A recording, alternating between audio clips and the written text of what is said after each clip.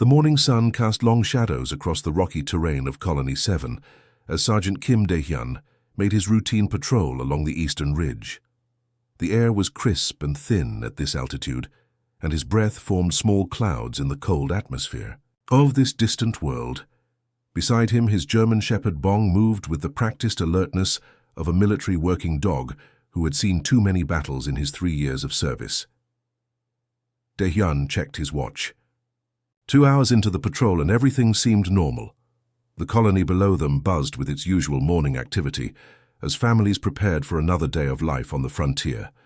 Children walked to school while their parents headed to the mining facilities and agricultural domes that kept their small community alive. It was peaceful, almost deceptively so considering they lived on a world where death could come from the sky at any moment. Bong had been Dae-hyun's partner for 18 months now, ever since his previous handler was killed in a Viridian raid on the southern settlements. The dog was smart, loyal, and had an almost supernatural ability to detect danger before it arrived. His training included finding explosives, tracking enemy movements, and identifying the unique scent signatures that marked different alien species as threats. In all their time together, Dae-hyun had learned to trust Bong's instincts completely. That's why he immediately stopped walking when Bong suddenly froze in place like a statue carved from stone. The German shepherd's ears shot up, pointing toward a cluster of rocks about 50 meters ahead. His body went rigid with tension, but this wasn't the aggressive stance Dae-hyun had seen hundreds of times before when Bong detected enemies or explosives. This was different. The dog's head tilted, slightly to one side, as if he was trying to understand something that confused him. "What is it, boy?" Dae-hyun whispered, dropping to one knee beside his partner. He scanned the rocky outcrop through his rifle scope, but saw nothing unusual. The twisted metal remains of an old mining vehicle provided plenty of hiding spots, but his thermal scanner showed no heat signatures. Bong made a soft whining sound deep in his throat, a noise Dae-hyun had never heard from him before.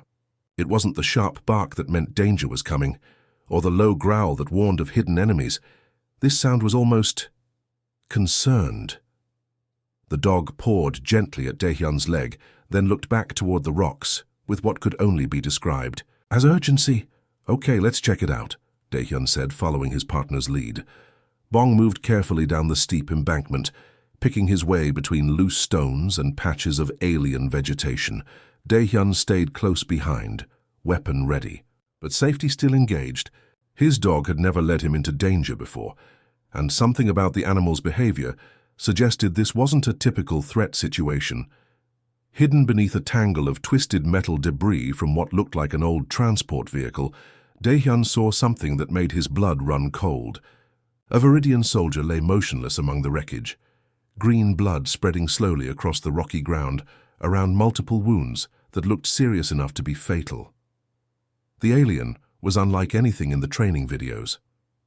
Up close, Dae-hyun could see how the creature's natural camouflage had failed, revealing mottled green and brown skin that normally would have made him nearly invisible against the rocky terrain. Forearms ending in razor-sharp claws lay sprawled at odd angles, and several deep gashes across the alien's torso leaked the distinctive green fluid that served as Viridian blood.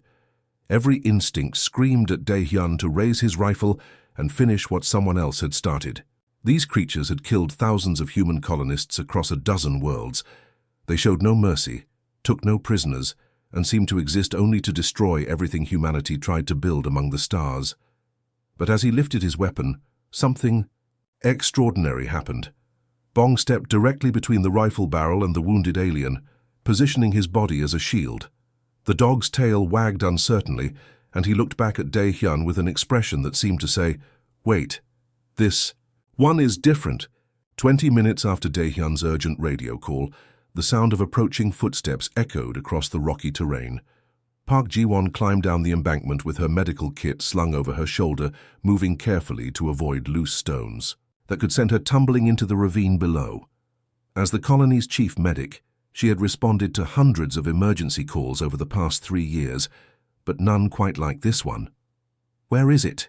she called out softly, not wanting to startle. Whatever they had found. Dae-hyun had been deliberately vague over the radio, saying only that they had discovered an injured enemy combatant who needed immediate medical attention. In their line of work, that could mean anything from a human deserter to a wounded alien. "Scout, over here, but approach slowly," Daehyun replied, his voice carrying a strange tension she had never heard before. "Bong is acting very protective, and I don't want to upset him." Ji-won rounded the corner of the twisted metal debris and stopped dead in her tracks.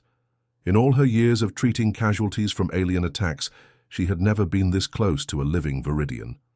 The creature lay motionless among the rocks, its forearms spread at unnatural angles, and green blood creating dark stains on the ground beneath multiple wounds. Her first instinct was to back away. Every human in the colony had lost friends or family members to Viridian raids. These aliens were ruthless killers who showed no mercy to civilians, children, or anyone else who got in their way. The smart thing to do would be to let nature take its course and report the discovery to military intelligence for later study. But as she knelt down for a closer examination, staying just outside the range of those deadly claws, something didn't add up. The wounds across the alien's torso and limbs had a pattern that looked familiar from her medical training. These weren't burns from human plasma weapons or the clean cuts from military blades. The jagged tears in the creature's flesh matched the exact shape and size of Viridian claws. "These wounds are self-inflicted," she said quietly, more to herself than to Daehyun. Or at least they were made by another Viridian, not by human weapons. She noticed strange symbols carved into the rock face nearby, scratched deep into the stone with what looked like claw marks. The markings formed a rough trail leading from where they found the alien back toward the northern mountains, where Viridian forces were known to operate. It appeared as though the creature had dragged itself here deliberately, leaving these marks as some kind of message or record of its journey. The alien's breathing was shallow but steady, with a rhythm that reminded her more of an injured human than the mechanical patterns she expected from their enemies. Its chest rose and fell with obvious effort, and occasionally small sounds escaped from what she assumed was its mouth, though the alien anatomy was too different for her to be certain. Bong remained positioned between them and the wounded Viridian, his protective stance becoming more pronounced whenever other soldiers approached the scene. When 2 additional patrol members arrived to provide security, the German shepherd actually growled at them, something Daehyun had never seen his partner do to friendly forces. "Easy, boy," Daehyun said, placing a calming hand on the dog's head. "They're here to help." But Bong refused to move, keeping his body as a barrier between the soldiers and the alien. His tail continued its uncertain wagging, as if he was trying to communicate something important that humans couldn't understand. Against every protocol she had learned in military medical training, Ji-won found herself reaching for her diagnostic equipment. The alien was clearly dying, losing blood at a rate that would prove fatal within hours if left untreated. She had sworn an oath to preserve life, but that oath had never mentioned what to do when the life in question belonged to humanity's greatest enemy. Her scanner showed vital signs that were surprisingly similar to human readings, though the alien's heart rate was significantly slower than normal for its apparent body size. Most disturbing of all, the creature appeared to be conscious, its eyes moving slightly beneath closed lids, as if it was aware of their presence but too weak to respond. Lee Minju stared at the emergency communication screen in her office, reading Daehyun's request for the 3rd time. As Colony 7's administrator, she had made thousands of difficult decisions over the past 5 years, but none had ever felt quite this dangerous. The sergeant was asking for permission to transport a wounded Viridian to their secure medical facility, and every instinct she had developed as a leader screamed that this was a terrible idea. She walked to her office window and looked down at the bustling colony streets below. Families were going about their daily routines, children playing in the small parks between residential blocks, elderly couples sitting on benches sharing stories of the homeworld they had left behind decades ago. These people trusted her to keep them safe, and harboring an enemy combatant in their medical facility felt like the ultimate betrayal of that trust. The timing couldn't have been worse. Just 3 days earlier, news had arrived from the northern continent about the complete destruction of Settlement 12. 237 colonists had been killed in a coordinated Viridian attack that left no survivors and no buildings standing. Among the dead were 43 children under the age of 10. The images from the aftermath had been so horrific that she had ordered them classified to prevent panic among her own population. Public opinion across all the human colonies was demanding immediate execution of any captured Viridians. The Colonial Council had passed emergency resolutions stating that these aliens deserved no mercy, no medical treatment, and certainly no protection under any laws of war. Most colonists believed that the only good Viridian was a dead one, and Minju couldn't honestly say they were wrong. Her personal assistant knocked on the door and entered with a stack of reports that made her headache even worse. Casualty reports from 6 different worlds, supply shortage warnings, and 3 separate petitions from colonist groups demanding more aggressive military action against Viridian forces. The pressure to show strength rather than compassion was overwhelming, but something in Daehyun's report nagged at her professional instincts. The sergeant was one of their most reliable soldiers, not given to wild theories or emotional decisions. His description of Bong's behavior was particularly puzzling. Military working dogs were trained to identify threats, not to protect enemy combatants. If the German Shepherd was acting protective toward this particular Viridian, there had to be a reason that went beyond normal animal behavior. More intriguing were the recent intelligence reports that had been crossing her desk over the past month. Field observers had documented several incidents where Viridian units appeared to be fighting among themselves rather than focusing on human targets. In 2 separate engagements, human forces had watched through long-range scopes as Viridian warriors turned their weapons on their own squad members for no apparent reason.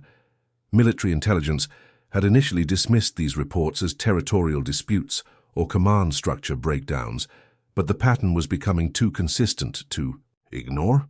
Something was happening within Viridian forces that human analysts didn't understand, and this wounded alien might represent their first opportunity to get answers. Minju pulled up the colony's medical facility schematics on her computer. The CAFA, secure treatment rooms in the basement level, had been designed to handle dangerous patients, including potential biological threats and violent criminals. If they were going to take this risk, they could at least minimize the danger to the general population. She thought about her own family, her husband and 2 teenage daughters who lived in the residential district, just a few blocks from the medical center. What would she tell them if something went wrong? How would she explain to the families of Settlement 12 that she had chosen to save the life of one of the creatures that had murdered their loved ones? But there was something else to consider. If this Viridian truly was different somehow, if it could provide intelligence that might prevent future massacres, then letting it die could cost thousands of human lives. The weight of those potential deaths felt just as heavy as the risk of harboring an enemy. After 30 minutes of agonizing internal debate, Minju made her decision. She activated her secure communication channel and sent an encrypted message to Daehyun, authorizing the covert medical intervention, but with strict conditions that would limit the danger to her colonists while maximizing their potential intelligence. Gained Dr. Song Hyun-woo had been studying alien biology for over a decade, but he had never expected to examine a living Viridian specimen under controlled conditions. The secure medical bay, 3 levels below Colony 7's main hospital, felt more like a research laboratory than a treatment room, with reinforced walls, multiple security cameras, and armed guards stationed outside the sealed entrance. The wounded alien lay unconscious on the examination table, connected to monitoring equipment that beeped steadily in the quiet room. Song had spent the past 6 hours stabilizing the creature's condition, using a combination of human medical techniques and educated guesses about alien physiology. The green blood had been replaced with a synthetic substitute, and the worst. Wounds had been sealed with emergency medical foam, but it was the brain scans that made Song's hands shake as he studied the results on his computer screen. Deep within the alien's skull, wrapped around what appeared to be the neural cortex, was something that didn't belong there. A parasitic organism about the size of a human thumb, with tendrils extending throughout the brain tissue like the roots of some horrible plant. "This is impossible," he whispered to himself, adjusting the scanner settings to get a clearer image. The parasite showed no signs of life. Its tissue appeared grey and withered, as if it had been dead for several weeks. But the damage it had, done to the surrounding brain matter, was extensive, with scar tissue indicating that it had been actively interfering with normal neural function for years, possibly decades.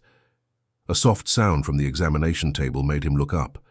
The Viridian's eyes had opened, and they were looking directly at him with an intelligence that seemed completely different from the cold, mechanical stare he had seen in combat footage. These eyes showed confusion, fear, and something that looked remarkably like curiosity. Song activated the translation device they had borrowed from the military intelligence unit. The machine had been programmed with fragments of Viridian language captured from intercepted communications, though no human had ever attempted a real conversation with one of their enemies before. "How can you understand me?" Song asked slowly, speaking directly into the translator's microphone. The alien's mouth moved slightly, producing sounds that the machine struggled to process. After several seconds, a mechanical voice responded, "Yes, I understand. You are healer. I'm a doctor. You were badly injured. We brought you here to treat your wounds." Song paused, unsure how to proceed. "What is your name?" "I am—" The alien seemed to struggle with the concept. "I was designated Combat Unit 47 Alpha, but now I remember, before the Unity, my name was Keth." The word Unity made Song's pulse quicken. He gestured toward the brain scan images on his computer screen. "Keth, can you tell me about this organism we found in your brain, the parasite?" Keth's 4 arms moved restlessly against the restraints that held him to the table, not in an attempt to escape, but as if he was trying to remember something painful. "Unity worm," he said, his voice becoming clearer as the translator learned his speech patterns. "All my people carry Unity worms. They make us together. Same thoughts. Same actions, no individual choices." Song felt his scientific worldview shift as the implications became clear. "Are you saying that your entire species is controlled by these parasites?" "Not controlled. We were not always this way."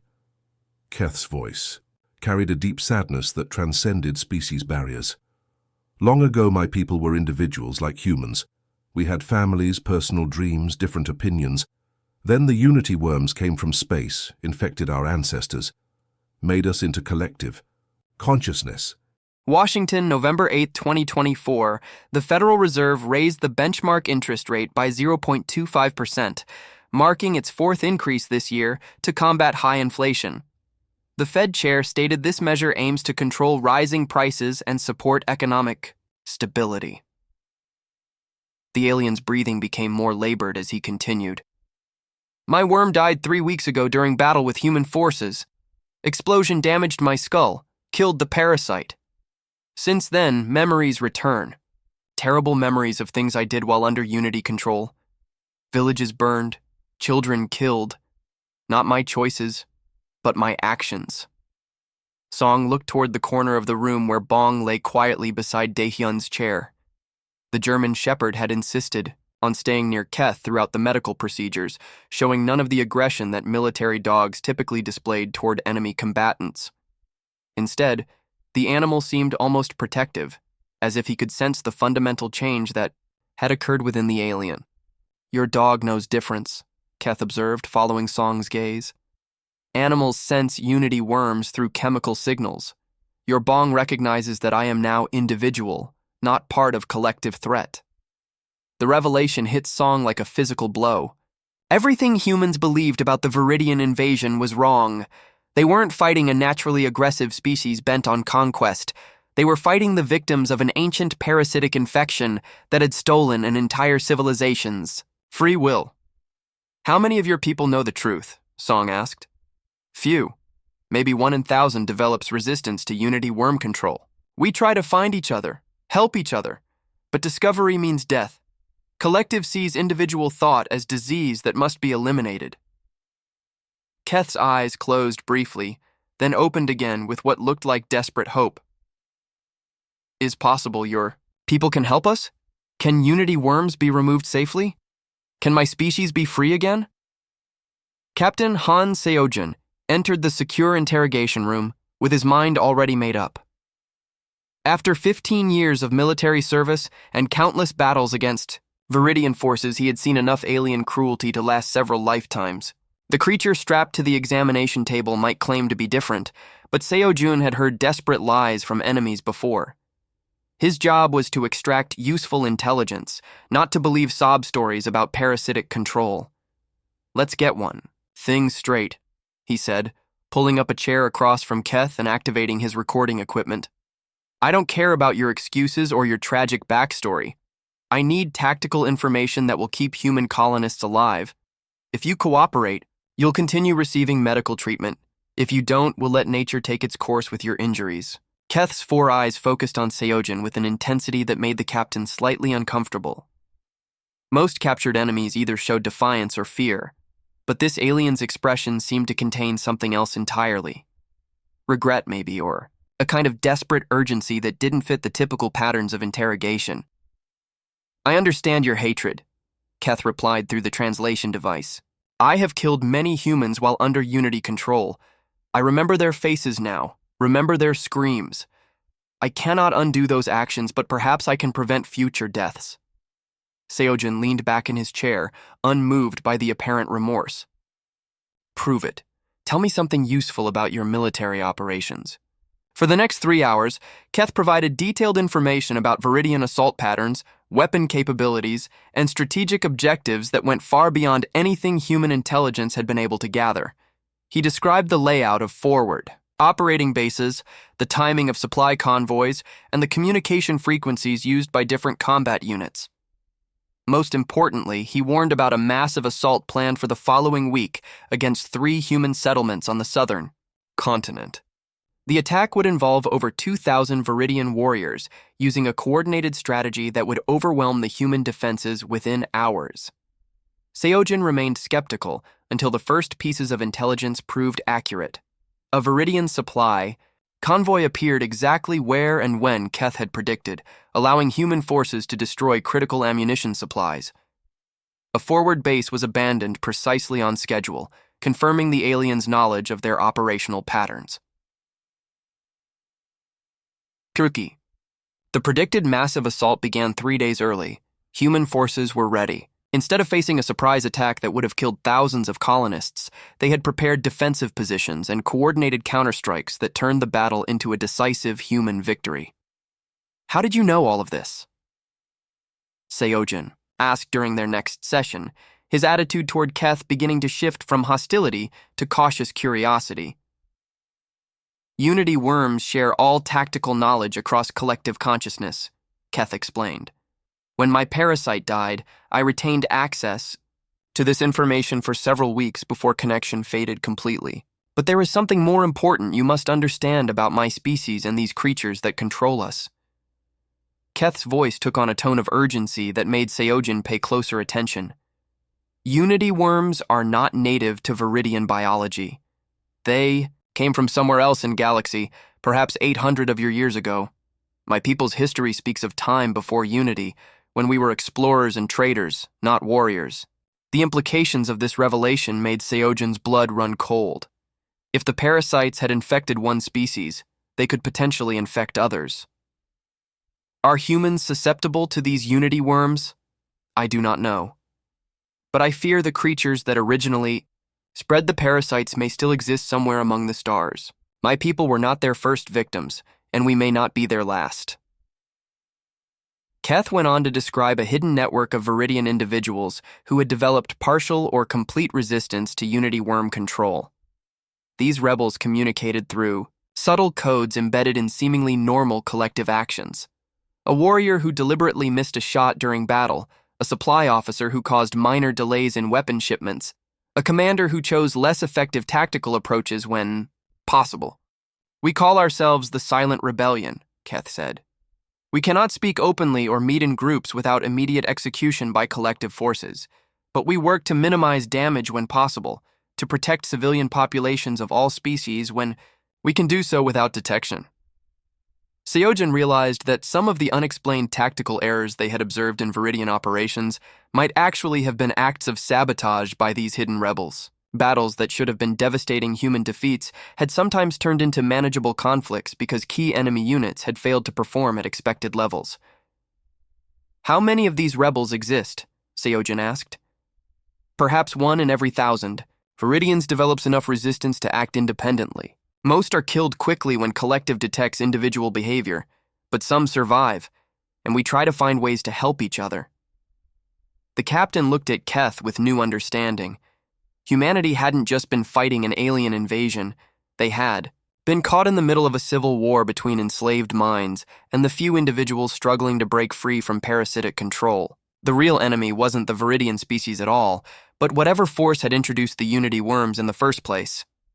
Researcher Choi Yuna had spent most of her career studying alien communication patterns, but she had never imagined she would be helping to coordinate a secret rebellion within enemy forces. The small laboratory deep beneath Colony 7 had become an unlikely command center, filled with radio equipment, computer terminals, and stacks of research notes that detailed the most dangerous experiment in human history. Keth lay on a modified medical bed connected to monitoring equipment that tracked his vital signs while he worked with Yuna to establish contact with other free Viridians. The process was incredibly delicate, requiring them to embed coded messages within seemingly normal military communications that wouldn't trigger suspicion from the collective consciousness. The signal must appear to be routine tactical report, Keth explained, his 4 hands moving carefully over a modified Viridian communication device that human technicians had rebuilt based on his instructions. But certain word patterns, frequency variations, timing delays contain hidden meaning for those who know how to look. Yuna watched nervously as Keth transmitted what sounded like a standard status update about patrol routes and supply requirements. To anyone monitoring Viridian communications, it would seem completely normal, but buried within the transmission were subtle codes that identified Keth as a free individual seeking contact with others who had broken free from Unity worm control. The response came 3 days later, hidden within what appeared to be a request for ammunition resupply. Keth's eyes widened as he decoded the message, his excitement obvious even across species barriers. 3 of them, he said quietly. 3 free individuals in Sector 7 outpost, pretending to be controlled while waiting for opportunity to escape or make contact. Washington, November 8, 2024. The Federal Reserve raised the benchmark interest rate by 0.25%, marking its 4th increase this year to combat high inflation. The Fed chair stated this measure aims to control rising prices and support economic stability. The challenge was figuring out how to identify these rebels without exposing them to deadly retaliation from their controlled comrades. That's where Bong proved to be more valuable than any human technology. During a routine prisoner exchange the following week, Bong accompanied the human negotiation team as a security measure. The German Shepherd had become famous throughout the colony for his unusual behavior toward Keth, and military commanders were curious to see if his reactions would be consistent with other Viridian prisoners. Yuna watched through binoculars from a safe distance as 12 captured Viridians were lined up for exchange with human prisoners. Bong walked slowly along the line with his handler, showing the expected aggressive response to most of the aliens. His hackles rose, his lips pulled back in warning snarls, and his body language clearly identified these individuals as threats. But with 3 of the prisoners, Bong's behavior changed dramatically. Instead of aggression, he showed the same protective curiosity that had marked his first encounter with Keth. His tail wagged uncertainly, and he positioned himself between these particular aliens and the human soldiers who were treating them, roughly. "Those 3, Yuna whispered into her radio. "Bong has identified 3 rebels among the prisoners." The exchange proceeded according to plan, but now they knew which captured Viridians might be potential allies rather than enemies. The problem was figuring out how to communicate with them without triggering a violent response from the controlled prisoners who were being held in the same facility. Yuna spent weeks working with animal behaviorists to understand exactly what Bong was detecting. The answer turned out to be surprisingly simple. When Unity worms died, they released specific chemicals as their tissue decomposed. These chemicals changed the host's natural scent in ways that human noses couldn't detect, but dogs and several other Earth animals could identify the difference immediately. "It's like how dogs can smell cancer or detect seizures before they happen," explained Dr. Park, the colony's veterinarian. They're picking up on biochemical changes that our instruments can barely measure. This discovery led to an ambitious plan to train more dogs to identify free viridians. If they could create a reliable system for detecting rebels, they might be able to build a network of cooperation between human forces and the Viridian resistance movement.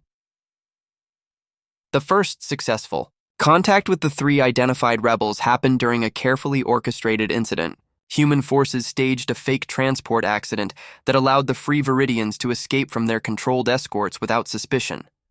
Under cover of the confusion, they were able to meet with Keth and Yuna in a secure location. The reunion between Keth and his fellow rebels was unlike anything Yuna had expected. These weren't cold, mechanical creatures plotting military strategy. They embraced each other with obvious emotional relief, spoke in rapid bursts of their native language, and even seemed to shed tears from their large, compound eyes. "We thought we were alone," one of them explained through the translator. "For months, we pretended to be controlled while searching for others like us. To find that humans know our truth, that you are willing to help us. This gives us hope we had lost." But the rebels also brought disturbing news. The underground network of free Viridians was smaller and more fragile than anyone had hoped. Most individuals who broke free from Unity worm control were discovered and killed within weeks. The parasites seemed to have some way of detecting when their hosts developed resistance, leading to swift elimination by other controlled Viridians. "We need medical procedure to remove living Unity worms safely," one rebel explained. "Many of our people show signs of developing resistance, but we cannot help them break free without killing them in the process." Yuna realized that humanity had stumbled into something far more complex than a simple war between species. They were now part of a centuries-old struggle for freedom that could determine the fate of an entire civilization, and possibly the future of consciousness itself throughout the galaxy. Colonel Yang Minho stared at the holographic display in the Colony 7 command center, watching real-time footage of something that would have been unthinkable just 6 months earlier. Human soldiers and freed Viridian rebels were working together to assault a Unity worm-controlled outpost, their coordinated movements so seamless that it was hard to tell where one species' tactics ended and the other's began. The irony wasn't lost on him. As Colony 7's military commander, he had spent 3 years developing strategies to kill as many Viridians as possible. Now he was asking Earth Command to officially recognize some of those same aliens as allies in humanity's fight for survival. The response from headquarters had been swift and brutal. "Have you lost your mind, Colonel?" General Kim had shouted during their last encrypted communication. "These creatures massacred entire settlements. They've killed thousands of our people. And you want us to shake hands and pretend they're our friends now?" Yang understood the anger. Every colonist had lost someone to Viridian attacks. The images from Settlement 12 were still burned into everyone's memory, and public opinion across all human worlds demanded complete extermination of the alien threat. The idea that some Viridians might actually be victims rather than villains was too much for most people to accept. Military leadership was equally skeptical. Admiral Park had dismissed the entire parasitic control theory as the most elaborate enemy deception in military history, while General Lee insisted that dead aliens were the only good aliens, regardless of what might be controlling them. But Yang had seen the evidence firsthand. He had watched Keth save human lives by providing intelligence about Unity worm tactics. He had witnessed the desperate relief on freed Viridians' faces when they realized they were no longer controlled by the parasites. Most convincingly, he had observed the tactical advantages that came from cooperation between species. The joint operation playing out on his screen was a perfect example. 3 freed Viridians had infiltrated a controlled outpost by pretending to be normal Unity worm hosts. Their inside knowledge allowed human forces to bypass the facility's primary defenses and neutralize the garrison with minimal casualties on either side. What made the operation even more remarkable was the role played by the animals. Bong and 5 other German shepherds had been trained specifically to identify and protect freed Viridians during combat. The dogs could detect the biochemical signatures that marked individuals who had broken free from parasitic control, allowing human soldiers to distinguish between allies and enemies in the chaos of battle. Liberation dogs, Yang had started calling them, though he wasn't sure the name would catch on with Earth Command's more traditional officers. The tactical advantages of human-Viridian cooperation were undeniable. Freed aliens provided detailed knowledge of Unity worm communication protocols, weapon systems, and strategic thinking patterns. They could move through controlled territory without triggering alarms, plant sabotage devices in critical facilities, and even recruit other Viridians who were beginning to develop resistance to their parasites. In return, humans offered medical technology that could safely remove Unity worms from willing hosts, advanced weapons that were more effective against controlled forces, and most importantly, hope that the centuries-old enslavement of the Viridian species might actually come to an end. Yang's personal aide entered the command center, carrying a stack of casualty reports that told the real story of their evolving strategy. Human losses in areas where they cooperated with freed Viridians had dropped by 60% over the past month. Controlled Viridian forces were making increasingly desperate tactical errors as their rebellion-supporting comrades sabotaged operations from within, but the political pressure from Earth was becoming unbearable.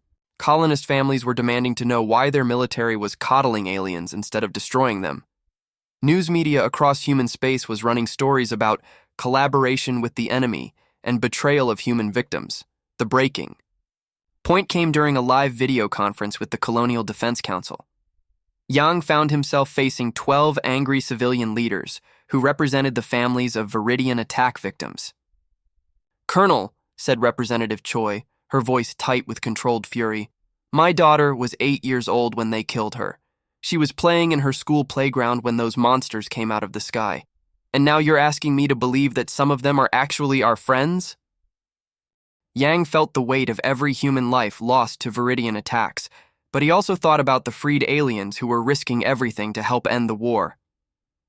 "Ma'am, I understand your pain, but if we can turn some of their own forces against the Unity worms, we might be able to prevent thousands of future attacks. Or we might be walking into the most sophisticated trap in military history," interrupted Representative Song. "How do we know this isn't exactly what they want us to think?" The answer came from an unexpected source. On the tactical display, the joint operation had just concluded with complete success. 37 controlled Viridians had been eliminated. A major weapons cache had been destroyed, and most importantly, 5 more Unity worm hosts had been freed from parasitic control. But what made Yang's point better than any argument was the final image transmitted from the battlefield. Human soldiers and freed Viridians were working together to treat wounded members of both species, their cooperation so natural that it looked like they had been allies for years rather than enemies for decades. The war had fundamentally changed, whether Earth Command was ready to admit it or not. This was no longer a simple conflict between humans and aliens. It had become something far more complex and ultimately more hopeful, a fight for the basic right of all conscious beings to control their own minds and make their own choices. The Q. Morning sun cast long shadows across the training ground outside Colony 7 as Sergeant Kim Dae-hyun watched something that still amazed him every single day. Human soldiers and freed Viridian warriors were running tactical drills together, their movements coordinated with a precision that would have been impossible when they were enemies. 6 months ago, the sight of aliens working alongside humans would have triggered panic alerts and emergency evacuations. Now it represented the future of warfare across the galaxy. Bong trotted alongside his master, no longer the only dog capable of detecting freed Viridians. The German Shepherd had sired 12 puppies over the past few months, and each one had inherited his remarkable ability to identify individuals who had broken free from Unity worm control. The Liberation Dogs, as everyone now called them, had become the backbone of joint operations between human and Viridian forces. Daehyun's mixed unit had just returned from their most successful mission yet. Operating on the mining world of Kepler 438b, they had identified and freed 43 controlled Viridians in a single week, using the dogs to locate individuals whose parasites were dying naturally or who were developing resistance to Unity worm control. Each successful liberation provided more intelligence about the scope of the parasitic infection and revealed new details about the mysterious force that had originally enslaved the Viridian species. The evidence was becoming impossible to ignore. Unity worms weren't native to Viridian biology, and the Viridians hadn't been their first victims. Archaeological teams working with freed aliens had discovered traces of similar parasitic infections on 7 different worlds, suggesting that an unknown species had been spreading these mind control organisms across the galaxy for thousands of years. The pattern is always the same, Keth had explained during their latest intelligence briefing. Advanced civilization develops space, travel, encounters Unity worms through contact with infected species, loses individual consciousness within a few generations. My people were explorers and traders before the infection. Now we find evidence of at least 6 other species that followed same path. Keth himself had become something far beyond what anyone could have imagined when Bong first discovered him bleeding in that rocky ravine. No longer just a freed individual struggling to understand his own identity, he had evolved into a symbol of hope for his entire species and a bridge between 2 civilizations that had been trying to destroy each other. His speeches, broadcast across both human and Viridian communication networks, reached millions of controlled individuals who were beginning to question the collective consciousness that had defined their existence for centuries. Some managed to resist their parasites long enough to make contact with liberation forces. Others died in the attempt, but their sacrifice inspired even more resistance within the collective. The war itself had transformed beyond recognition. Instead of massive battles between human and Viridian fleets, the conflict now consisted of surgical strikes against Unity worm breeding facilities, covert operations to extract developing rebels, and complex diplomatic missions to convince controlled populations that freedom was possible. Human colonies that had once lived in constant fear of alien attack were now becoming processing centers for freed Viridians who needed medical treatment, psychological counseling, and training in how to function as individuals rather than parts of a collective mind. The integration wasn't always smooth, but progress was undeniable. Daehyun's own transformation mirrored that of the conflict itself. 6 months ago, he had been a simple patrol sergeant whose job was to protect human colonists from alien threats. Now he commanded a multi-species unit that operated across dozens of worlds, leading liberation missions that were changing the fundamental nature of consciousness in their corner of the galaxy. The irony wasn't lost on him that it had all started with one dog's refusal to let him shoot a wounded enemy. Bong seemed to understand his importance to the growing liberation movement. The German Shepherd carried himself with a dignity that went beyond typical military working dog behavior, as if he knew that his compassion toward Keth had sparked something far greater than anyone could have predicted. His descendants were already being deployed to other worlds where the liberation effort was expanding. Each dog team could identify potential rebels among controlled populations, making it possible to build networks of resistance within Unity worm collectives without alerting the parasites to what was happening. The ultimate goal remained distant, but no longer impossible. If they could develop better methods for safely removing Unity worms from living hosts, if they could locate and neutralize the source of the parasitic infection, if they could free enough individuals to tip the balance of power away from collective control, then perhaps an entire species could reclaim its birthright of individual consciousness. But even if they never achieved complete liberation, the simple fact that freedom was possible had already changed everything. Controlled Viridians were beginning to make individual choices within their collective constraints. Human colonies were learning to distinguish between enslaved enemies and potential allies. And throughout the galaxy, other species infected by Unity worms were beginning to believe that resistance might be possible. The revolution that began with one dog's compassion toward a wounded enemy had become something that challenged the very nature of consciousness, free will, and what it meant to be truly alive in a universe where minds could be enslaved, but spirits could still choose to be free.